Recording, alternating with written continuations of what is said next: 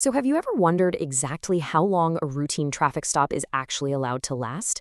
It's a scenario almost all of us will face at some point, yet the exact legal boundaries of those flashing lights in your rearview mirror are honestly deeply misunderstood. We kind of just assume the officer is entirely in control of the clock, right? Well, it turns out the Constitution actually has a very strict stopwatch running the absolute second you pull over. Welcome to This Explainer. Today we're going to zero in on exactly where the line is drawn between a lawful traffic stop and an unlawful detention. We'll be looking directly at Supreme Court rulings, Federal Circuit Court opinions, and guidance from legal experts to really map out your rights. Okay, let's dive right into this. Here is our roadmap for today. 1. The routine traffic stop. 2. The Rodriguez moment. 3. Enter the drug dogs. 4. Detained or free to go. And finally, 5. Your constitutional toolkit. Section 1. The routine traffic stop. Establishing the baseline. Before we can understand when the police overstep their bounds, we first have to define what they're actually allowed to do in the first place. Look, a traffic stop, especially at night, can be an incredibly stressful and disorienting experience. Your heart is racing, you're fumbling around for your documents, and it's just so easy to go along with whatever is being asked of you. But here is the kicker. Under the Fourth Amendment, a traffic stop is legally considered a seizure. And because it's a seizure, it literally has to be strictly reasonable under the circumstances. The Supreme Court uses a very specific word to describe this reasonableness. They call it the mission. The tolerable duration of police inquiries in a traffic stop is determined entirely by this mission. Simply put, the mission is to address the specific traffic violation that warranted the stop in the first place, like a broken taillight or speeding, and to attend to related roadway safety concerns. That is it. It is absolutely not an open-ended invitation to investigate your entire life.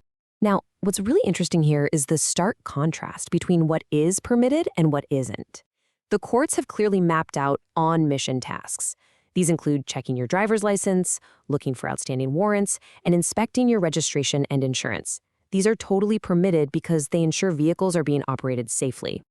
On the flip side, off-mission tasks include extensive questioning about totally unrelated matters, deploying drug-sniffing dogs, or just generally fishing for unrelated crimes.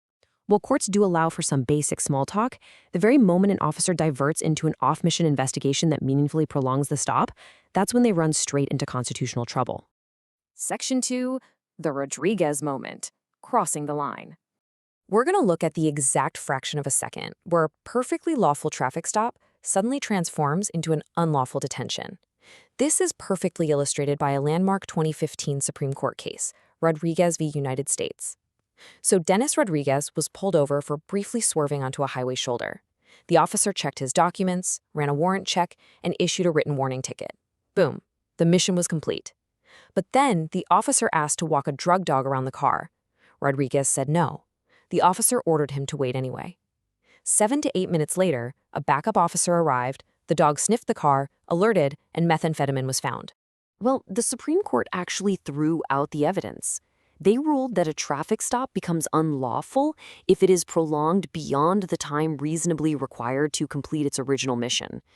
Because the officer had already handed over that warning ticket, the stop's purpose was completely finished. Making Rodriguez wait an extra 7 to 8 minutes without any new, independent, reasonable suspicion of a crime fundamentally violated the Fourth Amendment. The government even tried to argue that, hey, because the officer wrote the ticket quickly, he had somehow earned bonus time for the dog sniff. The court flatly rejected that. No way. Section 3. Enter the drug dogs. The canine nuance. Now, the rules around canine units are kind of tricky, and frankly, they trap a lot of drivers who just don't know their rights. Here is the critical distinction. The Supreme Court previously ruled in a case called Illinois v. Cabales that a dog sniffing the outside of your car is not technically a search under the Fourth Amendment because it only detects illegal contraband. So if a dog happens to already be there, police can walk it around your car without your permission. However, and this is a massive caveat, a dog sniff is aimed at detecting ordinary criminal wrongdoing. It has absolutely zero connection to roadway safety. And this brilliantly illustrates the core protection you actually have. As Justice Ruth Bader Ginsburg wrote for the majority in the Rodriguez decision, exceeding the time needed to handle the original matter violates the Constitution. Because a drug sniff isn't related to traffic safety, police absolutely cannot extend your stop to wait for a canine unit to arrive. Once your ticket is written or your background check is clear, the stop is over. Holding you on the side of the highway for 10, 20, or 30 minutes waiting for a dog is illegal, unless they have developed specific, reasonable suspicion of a totally separate crime. Section 4. Detained or free to go, the gray area. Let's see how this builds. Because understanding when a stop is over in theory is great, but real-world roadside encounters are incredibly fluid. They often drift into this murky gray area where you aren't sure if you're just chatting or legally trapped. Law enforcement encounters generally fall into 3 tiers. The first is a field inquiry, which is totally voluntary. An officer can walk up and ask you questions, but you can leave at literally any time. The second is an investigative detention, which is exactly what a traffic stop is. Here, you are not free to leave, but the officer must possess reasonable suspension of a violation. The third is an arrest, a full seizure that requires the much higher standard of probable cause. The danger is that an encounter can shift between these tiers in the blink of an eye. So how you actually know if you are legally detained? Well, courts look at the totality of the circumstances to determine if a reasonable person would actually feel free to leave. Think about it. If the officer has blocked your car in, if their emergency lights are still flashing, if they're using a commanding tone of voice, ordering you out of the vehicle, or if multiple officers are surrounding you, you are being detained. Even if an officer casually claims they're just asking some friendly questions, these physical indicators mean the clock is ticking on that detention and your rights are fully active. Section 5. Your Constitutional Toolkit. Asserting your rights. How do you actually assert these boundaries when you're under the high pressure of a traffic stop?